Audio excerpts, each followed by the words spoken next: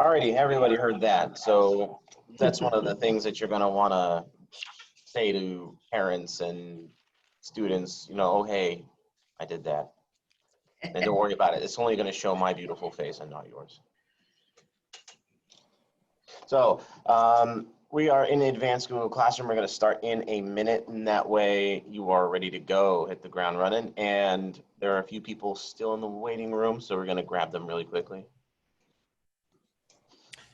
I'll handle waiting rooms. Don't worry about it. All right. I'm on it as well.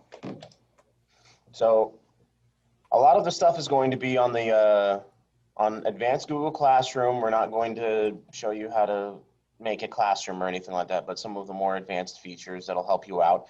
On the bcsd.com/DFP, there is a section for Google Classroom, which provides us with everything that we'll need in order to do this thing digitally.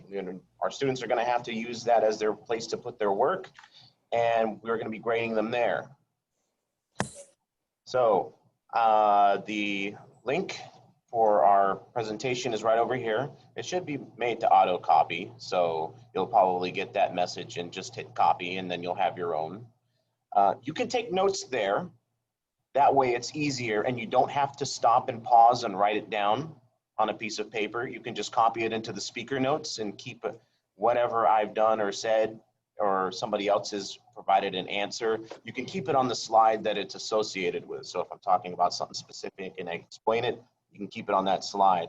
I lose paper all the time, so that helps me out. If you're having difficulty with following along with me and switching back and forth between a slideshow and with the Zoom, there are two things you can do. The first thing is you can minimize the Zoom while you're looking at the presentation. And the second thing is you can split screen. And this is going to be very effective for you when you are doing anything with your students. You're going to want to make sure that your presentation is on one side of the screen and the Zoom is on the other side. You can quickly switch the side which the Zoom and the presentation are by clicking. If you're on a Windows computer, you click the Windows key, that one right there. Mm-hmm.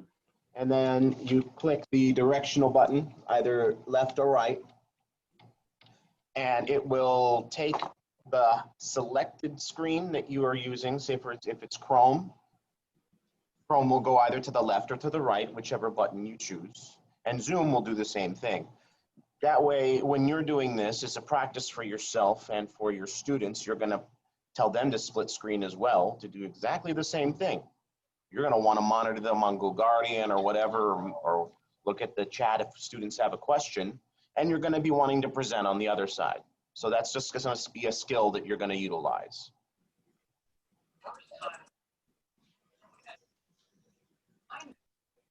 With our virtual PD norms, please mute yourself. That way, when you're in a classroom with all of your students, you might not want to have all of them talking all at the same time or background noise comes in. Use the chat, be patient, and be positive. This is a loony situation we're in, and we're going to want to have to deal with it, and we're going to deal with it for quite a long time if something goes awry. So let's get used to doing this so that way we can improve ourselves before we hit any more speed bumps with technology, and then somebody says, we're going to use this program now. You're like, okay, well, I'm not even comfortable with Zoom right now. So our norms, unplugged and present. We're going to fail forward, evidence-based discussions, track the speaker, and safe space to learn. Just like myself, we'll all be failing forward. Don't worry about it. If you make a mistake, don't worry. I make plenty more mistakes than you. That's part of my job. Yeah, we have our core priorities. And we have our academic priorities. And at the end, we'll have a survey for all of you to do. So it is at the end. So when you're done, I mean, you can just go to the end of the presentation and it'll be there. So if it does get lost in the chat if it's presented, and then you're like, oh, where is it? Don't worry, it's at the end of the slideshow. So, collaborative assignments. Now, we have a big thing on collaboration in BCSD. So with a digital format, we're wondering how are we going to do this? Now, the success criteria is I know I'm successful when I can create a collaborative assignment, give feedback, and create small group assignments. Now, those three things are going to be core, and there are some extra things like, you know, finding emails and in areas, adding them to GoGuardian summaries, Zoom links, turning off notifications, and free resources. Again, one of the things is really nice is to have parents in Google Classroom and adding them as guardians. That way they can see everything and they can watch what their students work, when it's going to be, when is it turned in, did they complete it. They can only see their students' work. They can't see the whole class's stuff. So don't worry about any of that permissions and privacy. They're only looking at their kids' work. It's like opening up their backpack. So this is an example, and this is one, students can add a slide. Now, for example, I can share one slideshow and give every student edit permissions. Now, we know that there's a make a copy for each student, then there's students can view, and then there's students can edit. In this selection, I would have students edit, and I would have one slide for every student. Now, normally, as you can see on the bottom left corner, there are two little icons. Now, this icon over here that's down below on the left side is the normal slideshow view that you have. This, when you see on the left pane, there's all of the slides that are in the presentation, and then you have the one slide that you're looking at right now. But there's a different view, and it's that second one, which allows you to see all of the panes. And there's a magnifying glass with a zoom in and zoom out, so you can see all of the slides going at once. So as a teacher, if I wanted to view the whole class and see how they're doing, instead of make a copy for each student, and then have to switch between students to see what they're doing. I want to go see how Hannah's doing. Let me go see how Susie's doing. Let me go see how John's doing, or Carlos. I would, otherwise, I would have to do that. I don't want to do that. That's a waste of my time. I have to deal with enough windows now. Let me reduce that. By clicking that second button right on the bottom where you see those 6 little blocks, expanding to see a big view. You can see what everyone's doing, and everyone else can do the same if they were like, oh, what's this person doing? You can have a collaborative view and then switch back to your normal view, which is on the left-hand side. That navigation pane does help and keeps you focused when you're working on your own.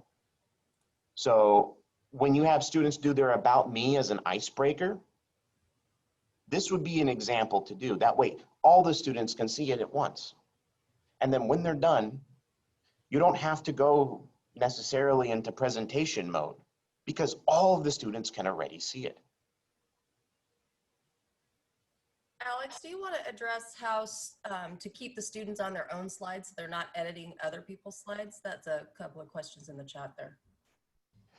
Well, if you wanted to do that, you can do multiple things. You can first have a student create a slide individually, and then you can just have them copy it in there, or you can just put the one slide in there. So there are a couple different things that you can do, but you'd have to structure it in a way by sending out maybe one slide to every student. So if you didn't want them all to work concurrently, you could send individual one slide, do this here with the instructions, and then just copy it over into a main slide for everyone to view if you didn't feel comfortable with your students working simultaneously and letting them have edit privileges. So if you want to see how students work in that environment and test them to see what level of efficacy that they're going to do, is like, oh, do I need to worry about so and so and them doing this and doing that? You'll of course establish your norms and say, hey guys, I want you to do this. Let's have fun with this and let's get this started. I want to see, how comfortable you are with the tech. You can use this as a sort of a diagnostic for multiple things. Tech efficacy.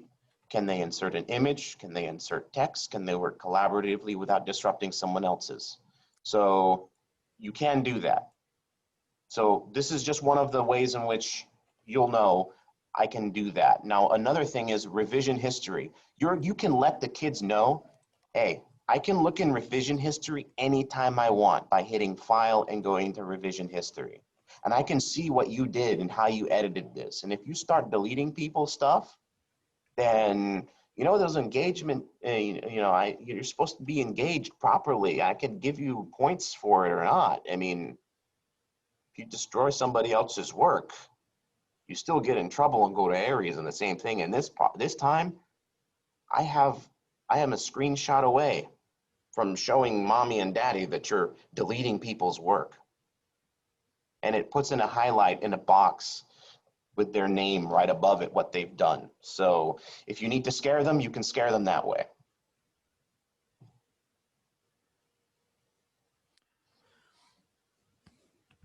So Snapsy reactions. So Chris? Yes. The computer's being crazy. I'm gonna have to tag out with you, bud. All right.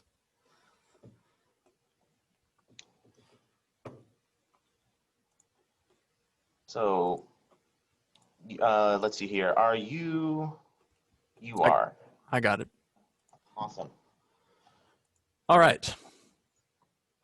So Al's having a little bit of computer difficulty. Real quick, just to show you those buttons he was highlighting before. Right here in the bottom left-hand corner, he pointed at this. This just allows you to toggle between this strip view and this button, which allows you to do the tiled view. So you can see all of the slides at once. So what I would do in Google Classroom if I were doing that, I would make sure that I have the shared options up here as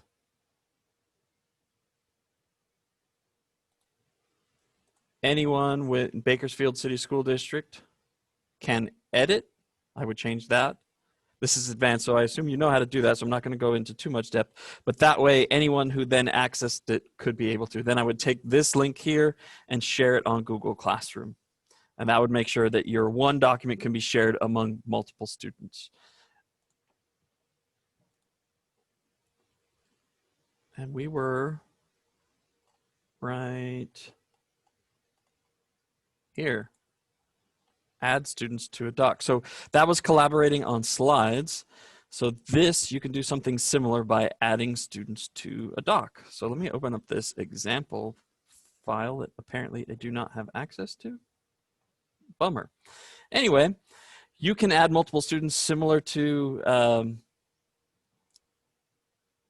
Google slideshow. You can add multiple students to a doc, and you can separate that doc and allow them to, nope, that one doesn't work either. It can allow them to enter in certain places, sort of like a do-it-yourself Padlet, where students would choose a square and start typing in, and hopefully you would have some sort of, if you went through beforehand and maybe made areas where students could type with their name or with a number. I know I always number my students, so a number usually works pretty well. The only issue is sometimes you want slide number 1 or box number 1 to be your directions, so you might want to modify your items with there. So we want you to make a collaborative slide deck. So I want you now, if you're not half screen zoomed, I want you to half screen. That tip that Alex showed at the beginning, hold down Windows key and bump it to your left or to your right. Open a new tab to Google Classroom.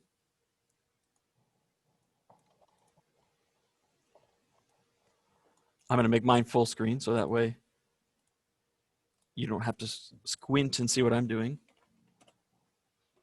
I hope you probably already had to create a Google Classroom because I know I had to give codes to people, so I assume you did too. So I'm going to go into my Google Classroom. This is an old one that I still have around. So I'm going to click on classwork. I'm going to click on create assignment. If I have one pre-made, I can add it pre-made, but I don't have one pre-made. So you don't have one pre-made, maybe. So let's click on this create button and create a slides right now.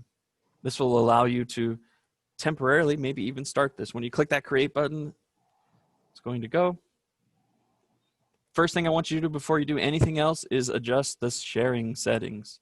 That way you don't have to worry about this. Up here on share, we need to name it first. About me slides. You can name this whatever you want.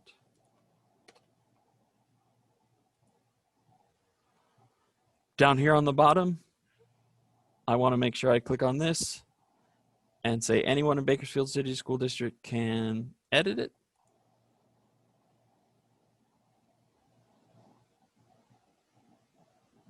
Click done. And so now I want to make a bunch of slides. How many students are in my class? 26. So over here on the left, I'm just going to click add new slide, whatever I want, however many times I want. 16, Just a 17. tiny bit. We have a few people just asking if you could slow down just a bit. Oh, I'm sorry. Thank you, friend. I'll go through that one more time, just in case for the people who are, I went too fast for, because I have that habit because I do this a lot. So I have my new assignment in Google Classroom. Click create. Click on assignment. Give it a title. Click on create. Click on slides. If you already have a slide made, you could click on add and add a link to that slide or add it from there. So that brings me up to my about me slide.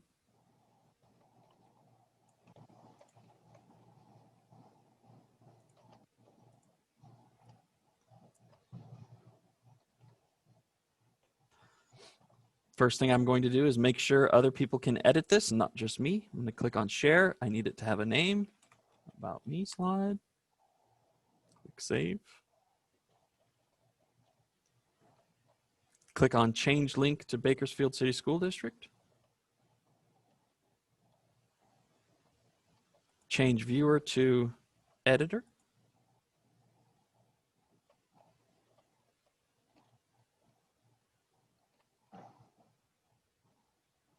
Click done.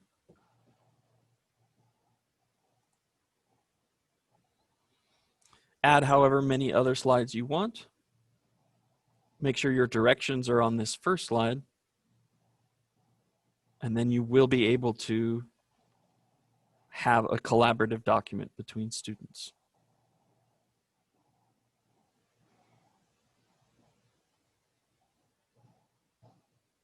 Someone asked in the chat, I remember earlier, I can't see it right now because I'm presenting and it would drive me batty to watch it right now. But someone's mentioned earlier, how do you see version history? Right up here on the top, last edit or last saved.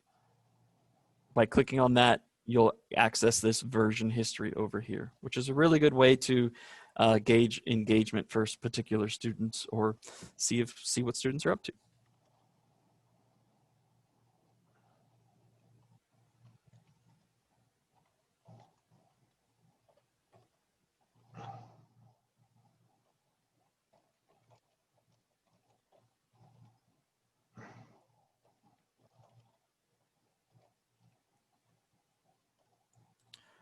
Then the one last step that we haven't done yet, we need to make sure we click on this assign button up here.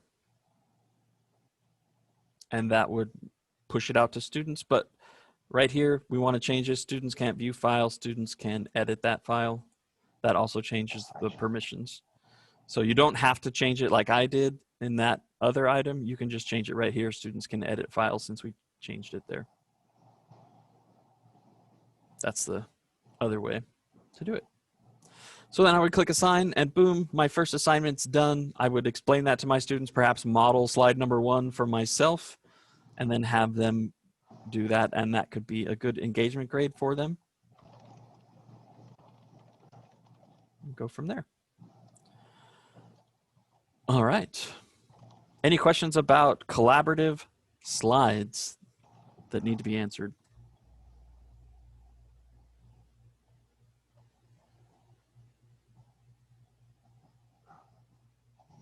No, we don't have any in the chat at the moment in regards to that. A few people want to know just how to get to the tile view, and then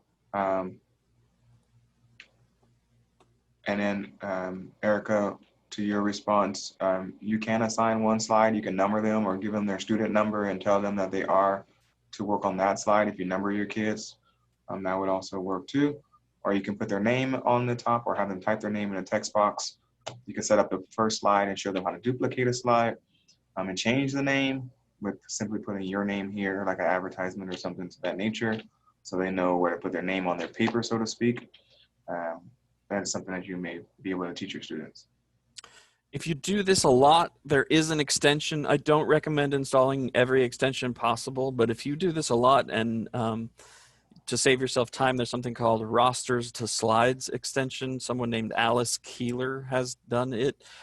It can take a Google Classroom roster and automatically create a slide for each one. But once you make one basic template that either has their name or numbers on it, you can copy that over and over again. Maybe the first time you do it, it's time intensive, but your second time, third time doing it, you can just copy the template and you should be good from there. So this would essentially be my template now, right? I've got my 31 squares for my students. Everything's blank. I don't have any instructions. So I could save this in my drive, change this name to template, and then just make a copy of it before I assigned it to my students. When my students open this to make sure I want to see what they're doing while they're doing it, I can click on the tile view, which is in the bottom left-hand corner down here. I click on the tile view and then it will show me all of my slides at once. Well, as many as can fit on my screen at once. And if I want to, I can zoom out by pushing Control minus, or using Control and the scroll wheel on your zoom. So I could conceivably get all 31 slides on there. It won't update in real time, but it'll update each one as it goes. And depending on how much information the students are putting into it, like giant pictures will load slower than text or other things like that. So that key to zoom out like that one more time, up here in the top, I have this magnifying glass in my URL bar. It says zoom 50%. I can click on reset and go back to normal so I can see. But if I hold down Control and then push the minus key on my keyboard, I can shrink it to let me see more of the screen at once.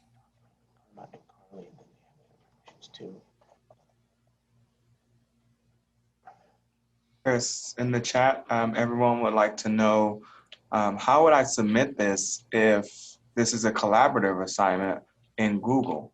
What are some ways that we can potentially have the collective accountability, but also the individualized accountability for students and to provide them feedback?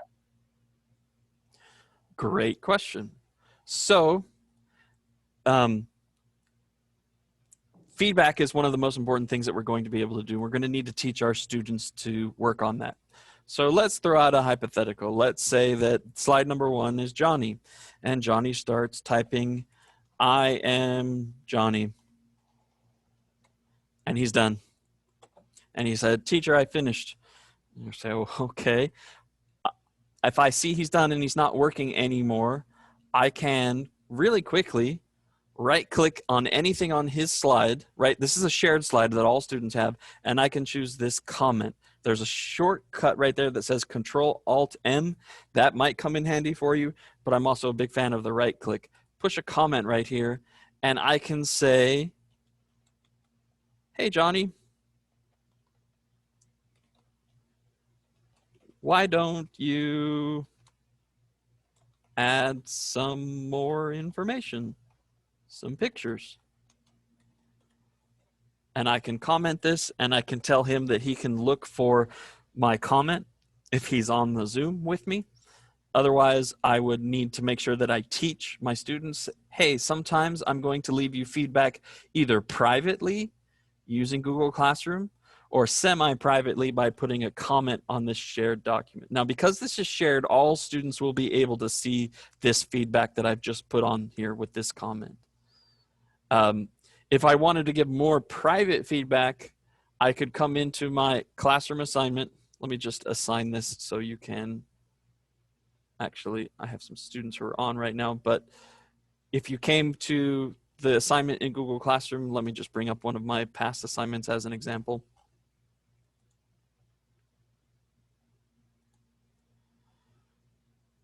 You could give students feedback on their individual reply right here by then typing down here on the bottom their feedback on individual assignments.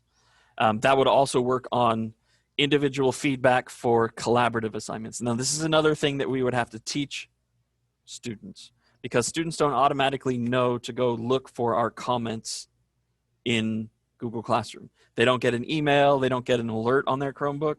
They need to be made aware that that comment is incoming for them. So I could even, if I have students who are non-readers or wouldn't understand necessarily the tone of my comment, I could even use an extension like Screencastify, record a short video of myself giving verbal feedback, very short, 20, 30 seconds max, talk to the student by name, make that recording.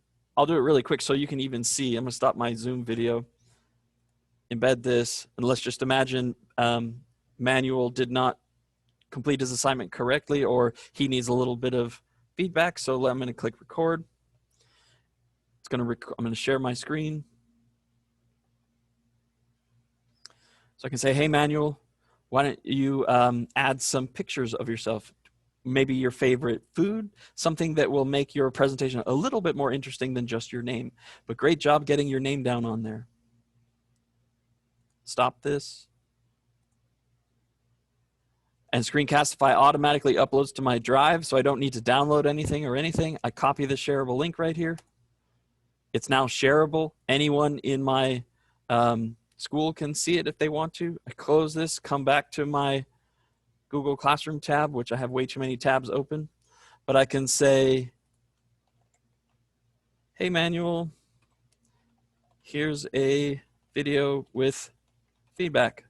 Paste it in, click send, and there is 10 seconds it took me to record that video. That's now a private video that Manuel can see of me giving him his feedback in Google Classroom. I would need to make sure I taught that to Manuel to teach him to look for it.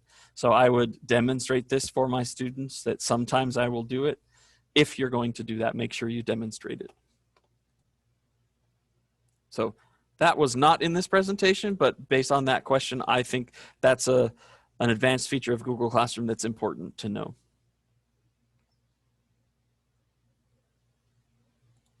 Which, private comments, there we go, during class. So private comments on works both like I did on this slide. Where is it? Here it is. This is a private comment on a slide. I can do the same thing on a doc file. Let's open up a sample doc file.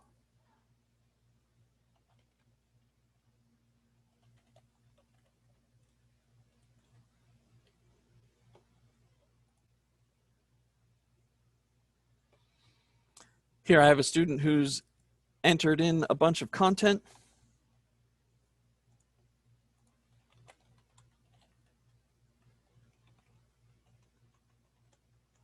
Super valuable content right there. If they're using a doc to write something and I want to give them some feedback, I can do the same thing. I can select a highlighted word. If it's a mistake they've made, I can click on this comment right here or right click and say comment. Control Alt M if you're a keyboard warrior, and type in, I think you use this word too many times. Try a different word.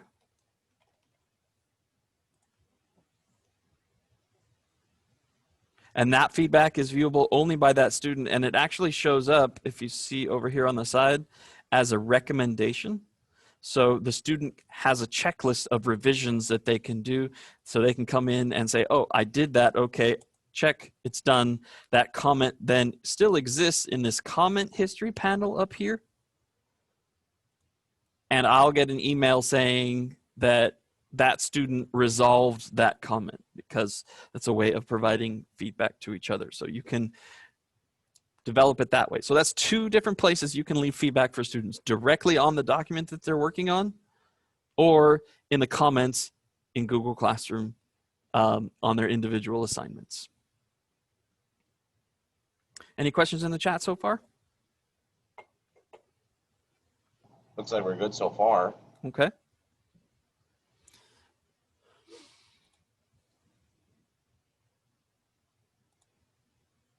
So here's a screenshot. Let me just zoom in on this a little bit. So you can see right here, this is an example of an actual Google Classroom with a middle school teacher, where the student linked something, made a comment when they turned in their video or assignment, and then the teacher responded right here. So you can basically have a record of all of your conversations back and forth. And I'm going to say that this is probably the best location to put it for anything that is constructive criticism that you don't want other students to see, because only that student can log into their Google Classroom account will be able to see that, and it will be private. So it's a really good way of doing that. Scores, another way of giving feedback. This screen right here is the rubric score. Rubrics are an advanced feature of Google Classroom. I'm going to go into Google Classroom and show you how to set up a rubric. So I'm going to come back to my Google Classroom, go to my main page, go to my classwork. I'm actually going to go to this About Me slide. I'm going to edit this assignment. Down here on the bottom right-hand corner, there is rubric. Rubric is very useful because if I just use this point system up here, and let's say I'm going to make this assignment worth 10 points. Teachers are very different. What's 10 points could be really worth a lot to me, might be worth 1,000 points in another classroom, might be worth 400 points in another classroom. It's arbitrary based on how that teacher does their grade book. But what's very valuable is down here, this rubric, right? So if I click plus on this rubric, I get 3 options. I get the ability to create, reuse, or import. I'm just going to show you the basic create one right now. And then once you create one, you can reuse it over and over again. So you can make some pretty generic rubrics if you want to. So when I clicked on create, it's going to make one for About Me slide. That was the title of it. So I'm going to use scoring, and I'm going to make some criterion. So does it include a name? And we'll just make this worth either 2 points, 1 point, or 0 points. 0 points, no name, 1 point, a lowercase name, 2 point, and you can describe that, right? Full name, nickname, or misspelled name, whatever items you want there. You say, okay, and then no name. Let's add a criterion. What's something else? Oh, use of pictures. I can decide, okay, I'm going to make this 0 points, no pictures. 1 point, 1 picture. 2 points, plenty of pictures. So now I can click save. And if I had a student, I can now use that rubric to inform that student of their grade. So that will help them, as I'm going to bring back up this slideshow here so you can see they would be able to expand this right here, right? So this one right here had one criterion was answer, and then there were 10 possible points for that answer. And each one of these levels of green boxes right here showed them why they got 10 points. So correct answer, 10 out of 10 points. Cite sources, must have done something wrong, 9 out of 10 points. Quote or paraphrase text, 9 points. So that shows them, instead of just you having to individually go in and write out a long narrative of what they did on their assignment, you can quickly push a button and say, look, all of your criteria is right there, and it will teach them what they did, give them opportunity to improve if you want them to resubmit for rescoring for a higher grade. And that allows your communication to be more thorough and more time efficient for yourself. Because I don't know about you, but I don't want to sit down and write a page of feedback on every big assignment my students do, because that would take, even if it took 5 minutes per student, times that, multiply that by 30, it's 150 minutes. That's an hour or 2 hours, 2.5 hours of my evening. And I can't do that while I'm teaching. So that would have to be there. So rubrics will save you time as long as you put in the investment up front. So if I come back to my Google Classroom, I'm going to save this and I'm just going to assign it. And I'm going to show you an example of how to import a rubric now. So let's say I do a different collaborative slide. I'm going to click Create, Assignment, give it a title, and this time I'm going to make it, I don't know, 2 truths and a fib. So I want 3 things on each slide. I don't want to have to recreate a rubric from scratch. Now that I've given it a title, I can click on this rubric. I can reuse a rubric by clicking on reuse, and I have my About Me slide. And look at this. If you have multiple Google Classrooms, even archived ones, you can go back in the past and access this. So creating rubrics now, for as long as we use Google Classroom, you'll be able to access any of your past rubrics that you've created. So I'm going to click on import my rubrics that I did before for About Me slide. Click on select. I can click on this now and say, okay, 2 truths and a fib, but it's different. I want to edit this. I can click on these 3 dots over here, click on edit. And now I can change, I can keep my point value if I want to. And I can say, had 2 truths and a fib. And then you could change this, had everything, missing 1, missing some more, and change your items there. Click Save. And now that rubric is there for this new assignment. And it took less time to establish my point criteria. I just needed to type in the other criteria that was there. I've been talking for quite a long time. Any questions pop up?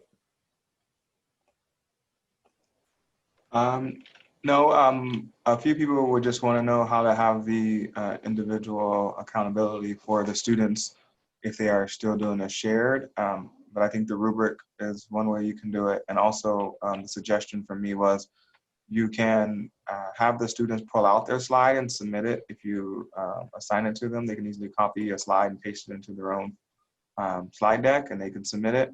Or you can have them create like a submission folder inside their drive. And when they think it's the final version ready for upload, then they can upload it from there too. So there's multiple ways that you can organize the grid view, going back to individual and collective accountability for student work. Yeah, so that was a great suggestion by Brandon right there. If you wanted to, you can teach students to do this. If there's a slideshow, see how I have 3 slides here? If this was their I am Johnny slide, and you said, if you're ready to turn that in, I want you to make a copy of that one slide. They can click on this one slide that's highlighted. You see the orange highlight around it? Click on File, make a copy of selected slides, and that would allow that, if I did that, it'll ask me where I want to put it. Right now, it's putting it in my Google Classroom because I have access to that. So it would probably put that in a student's main drive folder. And then I would just have to teach them, okay, you made a copy of it. Now, when you go to Google Classroom as a student, you see an assignment of the ability to add, and you would add, click on Google Drive, and upload your copy of About Me slide. So they can pull that out and save it for themselves for later, save it for showing with their parents. And you can do the same thing as a teacher. If you don't want to show the parents the whole entire presentation of 30 slides, you can pull one out by making that single copy and then sharing that with parents. One more way to give feedback is highlighted in the slideshow here, and it is return assignments with the whole class comment. So after you score all of your assignments, only the students with new scores will be selected. You click return, and at the bottom of the pop-out window, type a whole class comment. So how that works, let's show you what there's a difference between what it works and what it sounds like, right? Unfortunately, I don't have a Google Classroom to show all of that ready at the moment, but I have an old one that I can use. Let's see here. Here we go. I can view this question. I can grade right here. So if I click on this, I see Manuel's item right here. He doesn't have a grade. I'm going to give him a 5 out of 5 or a 4 out of 5 or whatever my score was. Don't grade this way. I'm just using this as an example. You should read what your students are writing. Should, right? So all of these students either didn't turn it in. They may have typed something. So I would want to go through, and I need to teach my students to turn it in because it makes this so much easier if they turn it in.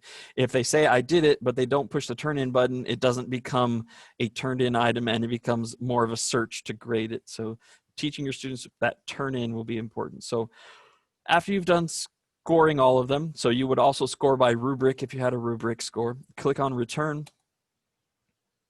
Down here, you can leave a whole class comment. It says private comment, but it'll be a private comment for everyone who's turned it in. So if all of your students turned it in, it would be a whole class private comment instead of having to go through individually to each one and type a private comment for each student. So I can say,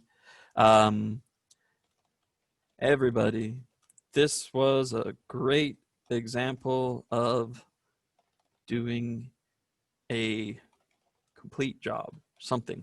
Whatever you want to do, feedback, I would just clarify that sometimes you give feedback to everybody, so that way they know that they're not being singled out if you do anything constructive, that it's for everyone and they don't take it too personally. And then you would click return, and once I click return, it would process in the background, and now I have my return graded, and you can see Manuel has this comment. This is a great example. So does Sophia, so does Luna, so does Gabriel, so does Melanie.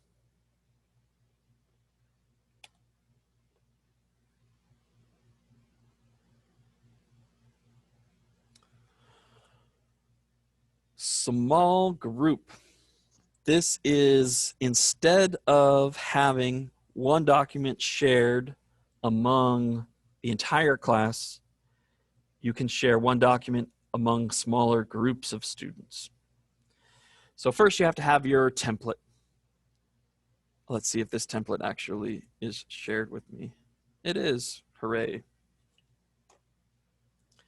So this is the example of this template for this small group. If I wanted to reuse this template, I can. So it'll now show up in my recent.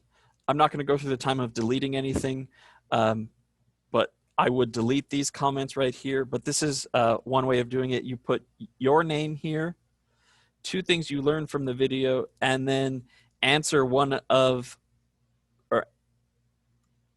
question for another student. And I think my screen is zoomed in a little bit. It should have one more item.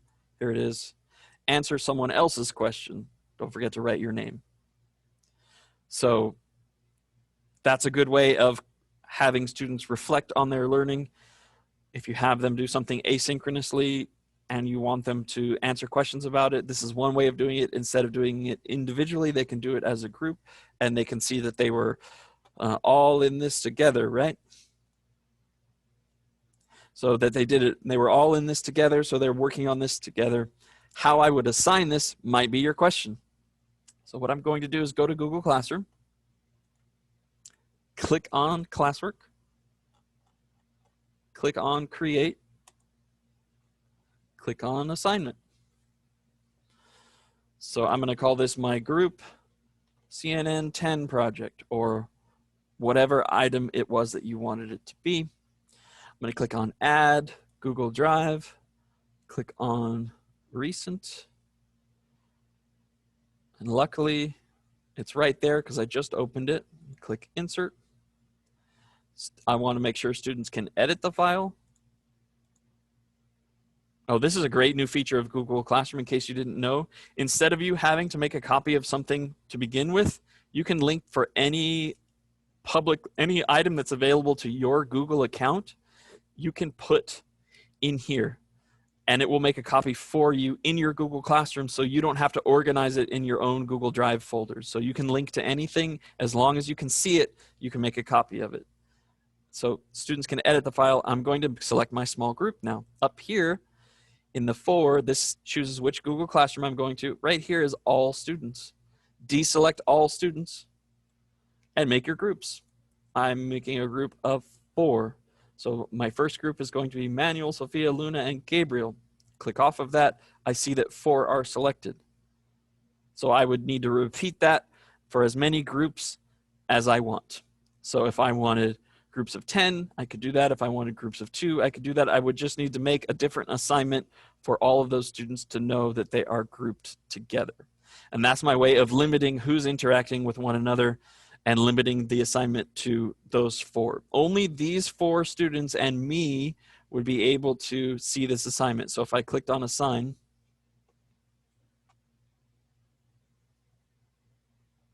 it's going to say, that's not your file. Do you want me to copy it for you? And I say, yes, thank you so much, Google Classroom, you're the best. Click on Copy. It's now being pushed out to my 4 students. And it looks to me just like all of my assignments. But if I look right here, I have 4 students right here. I can click on that and see these 4 students and remember those are the 4 that I have. This is a little time consuming depending on how many students you have and how many groups you want to have to input that every time for groups.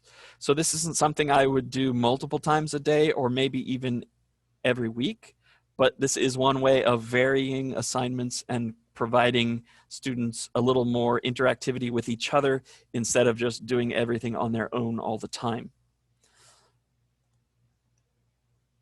This is not a well-organized Google Classroom. Don't use this as an example. You should be using topics to organize your Google Classroom. I can use my upcoming Google Classroom to show you right now.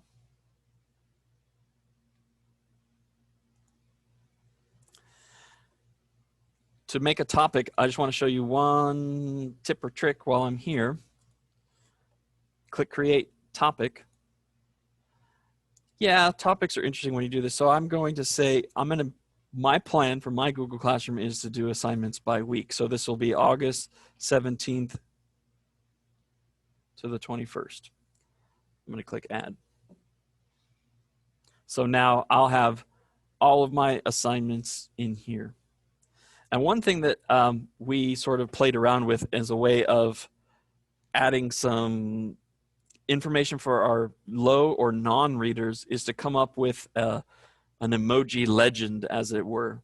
So if I were going to create an assignment and I'm going to have a similar assignment all the time, like say perhaps an Achieve 3000 assignment, rather than just seeing an Achieve 3000 assignment, I can open a website called Emojipedia.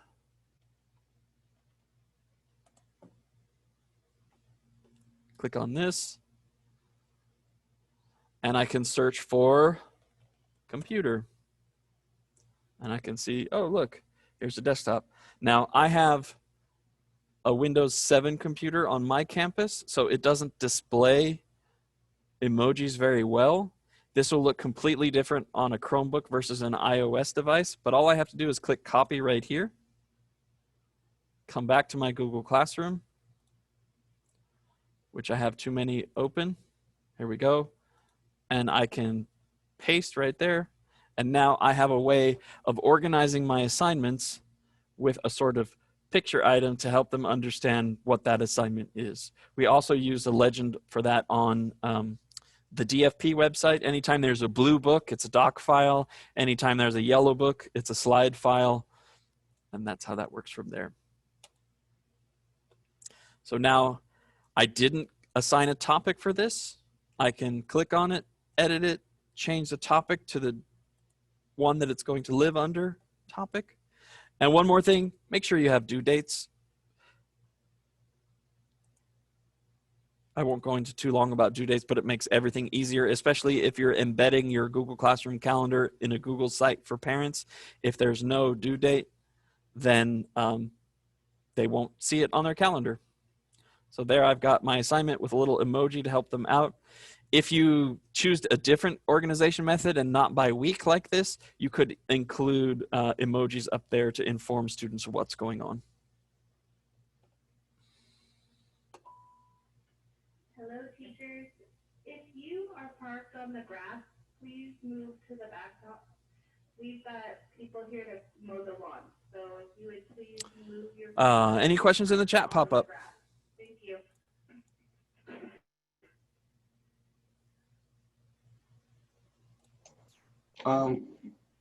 No, we don't have any that are glaring. I think a few people just want to know if I have to recreate groups every time, or is there a way to make like static groups if I'm trying to do homogeneous or heterogeneous groups where I don't have to do it over and over again? Yeah, unfortunately, the way that assignments are done in Google Classroom, you have to choose your groups individually every time you do a group. You have to choose for each assignment that you make. You can make that, but let's experiment with that because this is one thing that I haven't done just yet. Let me go to my fourth quarter, my classwork. So this CNN 10 was one that I did to those 4 students. So if I reuse a post, I don't think it's going to carry over those 4 students, but let's see. Reuse.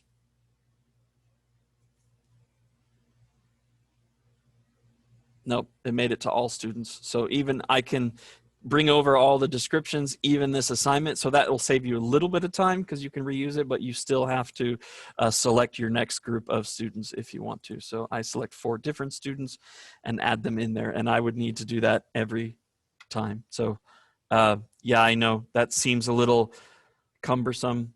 And like I said, it's not something you're going to do every day. You're not going to have time to meet with, if you did like a guided reading group with those 4 students, they would have a similar book for several days probably if you were attempting guided reading groups. But that would be another way of handling that small group. So sorry, I wish there was a faster way. Currently, based on Google Classroom's design, that is the only way to do it over again.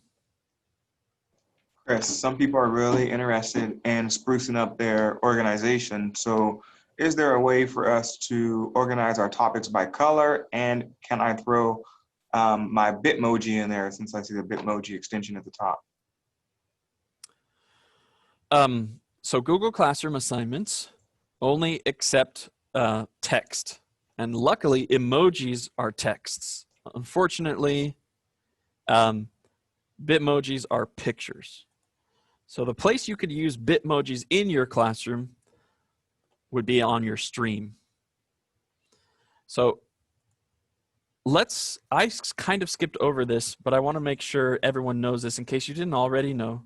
In your Google Classroom, on the settings item over here, this gear, when you click on that, you want to make sure these 2 things are set. It's going to save you a bunch of headaches. First of all, the stream, you want to make sure you either have only teachers can post or comment or allow students to comment.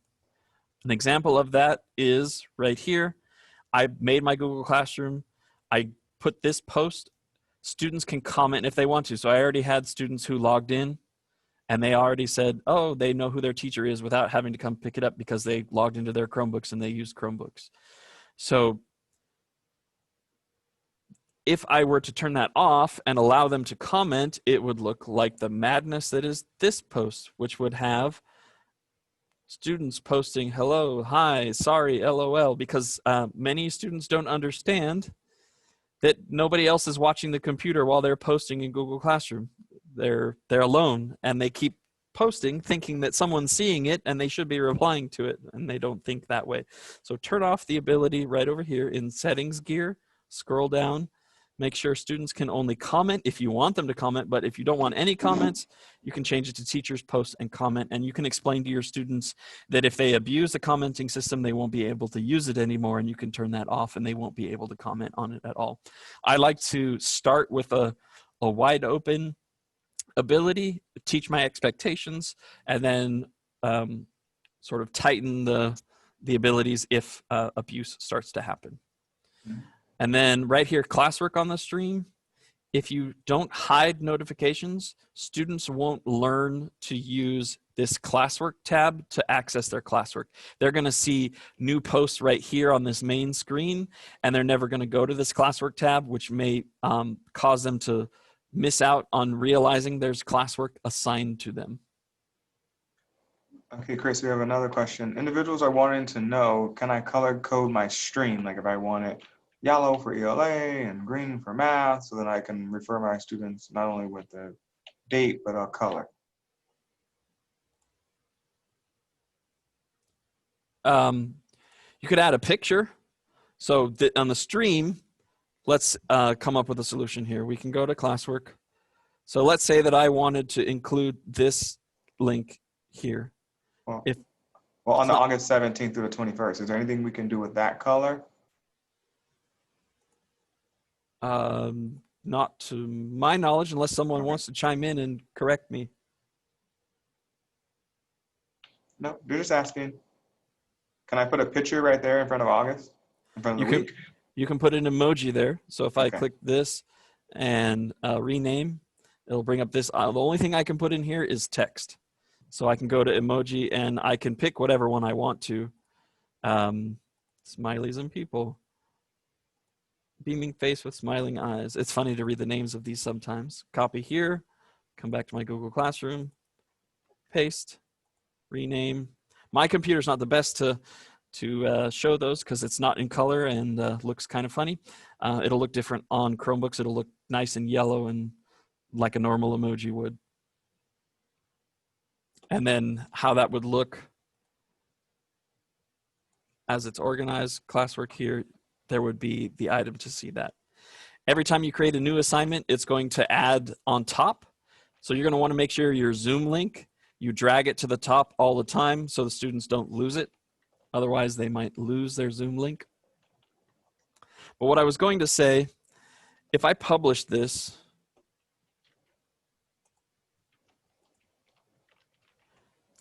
here's something you could do for the people who want to organize more. If you really want to organize, if you click on View Assignment right here and click on Instructions, this link up here at the top of the page is a link to the assignment for the students. So I can copy this link. I can come back to my stream. I can add a Bitmoji picture if I want to and use a colorful picture.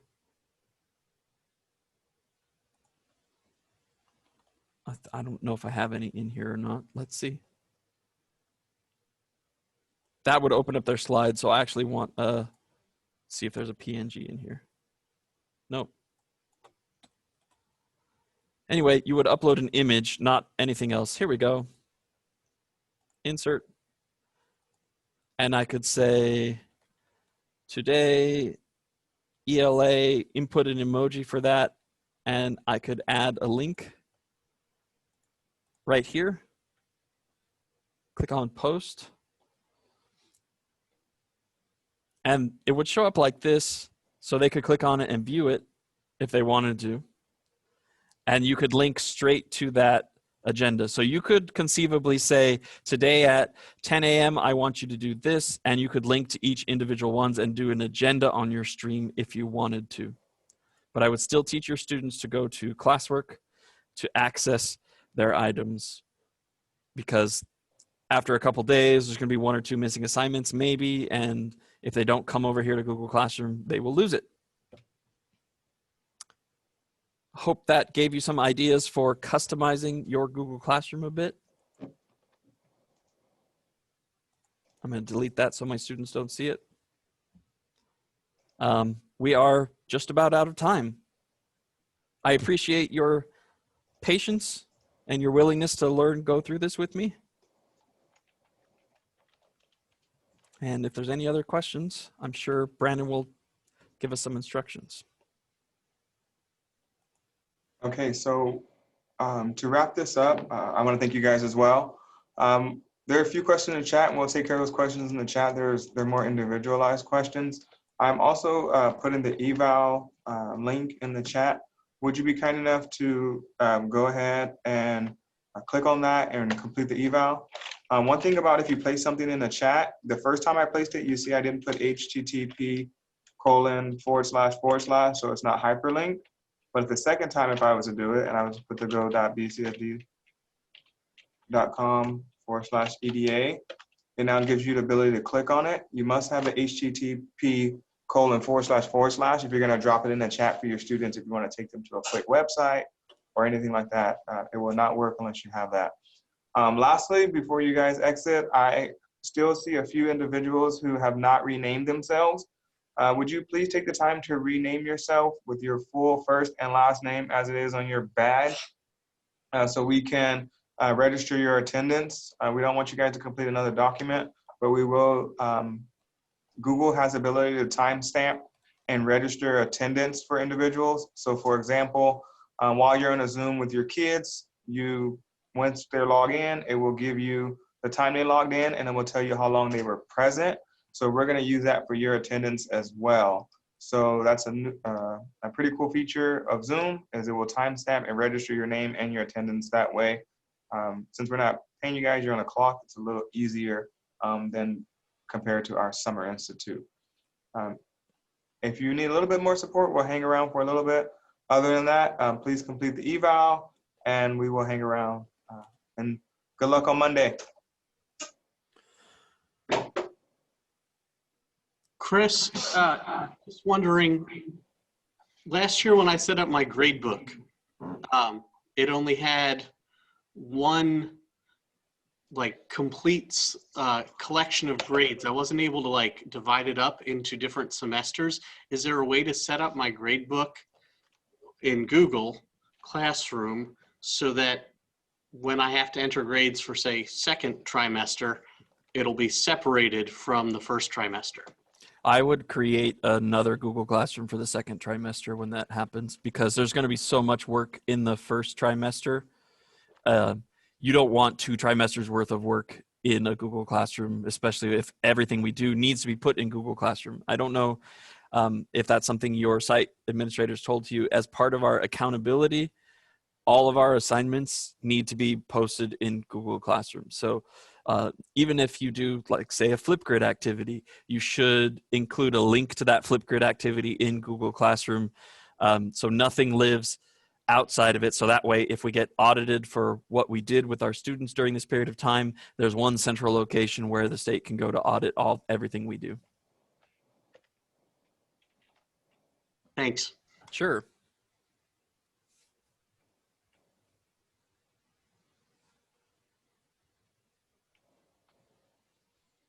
There was a question about Zoom attendance. I'm expecting the district will probably give some clarification on the best method for taking attendance.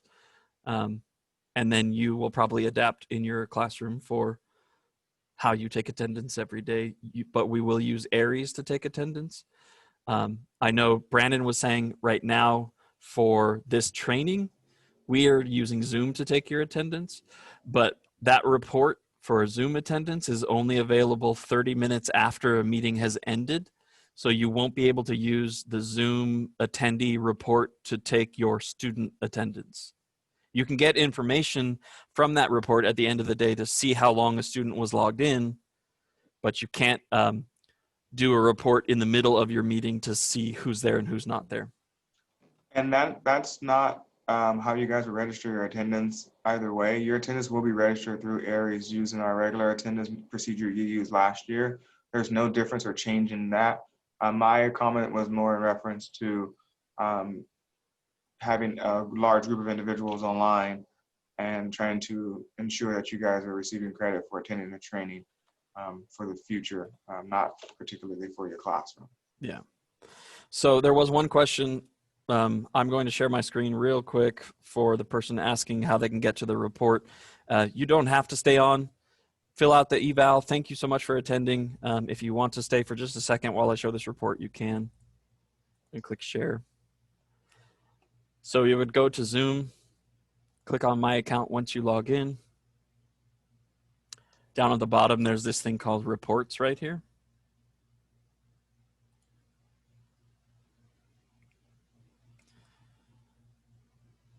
So there's two differences. There's usage and meeting. This would be if you did a poll in your meeting, you could come back and get access to that poll later, but usage report is what you would want. Then you can go in and see your meetings that have come up. You can see the participants right here. So I can see this one that was done earlier today. There were 340 participants. I can click on that and export this, and it will say what time Brandon joined and what time he left. He was logged in for a total of 87 minutes. And if they leave and come back, it'll show them leaving and come back, and their name will be there multiple times. So you'll be able to get a report that way. If you're interested in, it might be something excuse me. It might be something worth looking at if you're not cognizant of students coming and going, how many times they do a day, or you might feel like they're there all day even though they weren't there as long. So to get to that one more time, Zoom, click on reports, click on usage, find the meeting you want the report for, click on the attendees number, and then click on export if you want to. Hey, Chris, can you grab those and put it on the sheet since you're in there? Sure. And then we need to do it for the other one as well, which is gone. All right.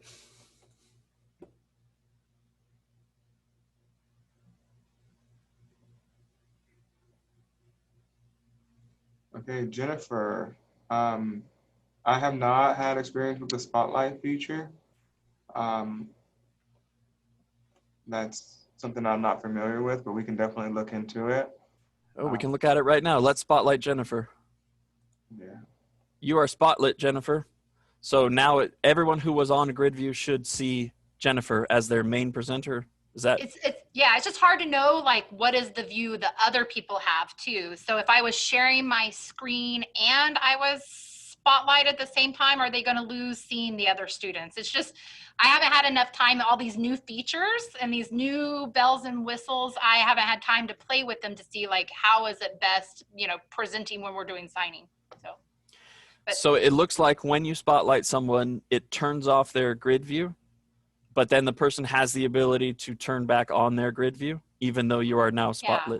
How is it different than pinning someone? Because I would tell my students before to pin the person. So, because you know how the picture starts shuffling around, and then they can't follow who's doing the signing. And for us, we open up our microphone and we start talking and we know who's the one saying something. Yeah. So I'm trying to think for a deaf and hard of hearing, like, how do we know, like, who's talking? And you lose the other people when you pin and you spotlight. So right now on my view for you, Jennifer, I have use in the middle of my screen, and I also have a running tab at the top of my screen where I can scroll through and see the other participants. So I can see the class, so to speak, but I can also see the teacher. As far as sharing the screen. Yeah, if you share a screen, does it put me off to the side? I don't know. Let's see. And do they have the ability to spotlight too, or only me? So when it shares a screen, I like that view. When it shares a screen, I lose you, although you're spotlit, but I can but I can't Yeah, pin if I you. was signing and saying like what was like explaining what was there, what do you guys see? So right now, what I did is you guys can see my screen, but I've pinned you on my other screen, Uh-huh. and you're pinned on here, and I'm sharing here. So if the pin would probably work best. Although, Yeah, I'm used to the pinning, but I don't know how that spotlighting was. And I think they said something like when you record a video, whoever spotlit will stay on the video. So if you guys are doing training videos, but you have deaf adults who want to view it, and if you had a sign language interpreter in there, then I think the spotlight feature would end up being they would be on the recording. So I just have to play with it. I just thought maybe somebody was already an expert. Well, there is a brand new feature they just rolled out in Zoom 5.2, which is kind of interesting. If you click on share screen and advance, you can use a PowerPoint as your background. It's not going to work very well where I am right now because my computer is not all that great. So you could almost teach like it was like your smart board, maybe. Yeah. Yeah. But does it do the green screen thing where your edges get fuzzy? Well, see, my computer's processor is not powerful enough to do it without a green screen. So if I was doing this regularly, if I was signing a presentation, I would put something green screen behind me and then use that, present yourself in front of your slides. So what it would do is it would take up the whole screen instead of having any view, and then put my video instead of being a small tab would just inset me in at the bottom of the presentation, and I could move it around as I pointed stuff out and sign specific things. Yeah, it's kind of like the FaceTime feature, and I think Crony uses it, and I can probably reach out to her, put you in contact with her. She did a lot of the features of her in the corner, and then the big picture of her showing students. Yeah, if I email, maybe if I can get her email or something. Is that Yeah. Letitia Crony? Yep. Okay, I know who that is. Maybe I'll reach out and ask her about that because that might be a good presentation way. Yeah, and I think I she just did don't want summer the signing school. to get super small. You know, as Yeah, we do more and more things with the screen, we're getting smaller and smaller, and then we lose who's talking. With that advanced feature of presenting in front of a PowerPoint, it has to be a PowerPoint file, can't be a Google slide file, so you would have to download it, but you can scale your video on top of it. So you could take up half the screen of the presented screen with your camera. The only thing that I've seen with green screen though, when you start signing and your arms are out here and you're doing all this kind of stuff, you're like your arms disappear. So then I'd be like, all of a sudden I'm like, you know, got a stump or something. You need to wear Mickey Mouse gloves. Yeah, get my outfit on, green screen outfit.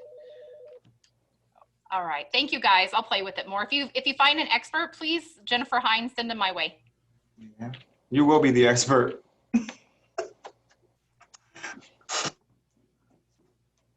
Okay, someone wants to know where they can find the chat in case your kids are being little naughties. I'm suspecting that's what it's for. So there's two ways to get the chat. If you recorded, it'll record the chat and you'll have to go into recordings. If you didn't record, You can stop recording this one.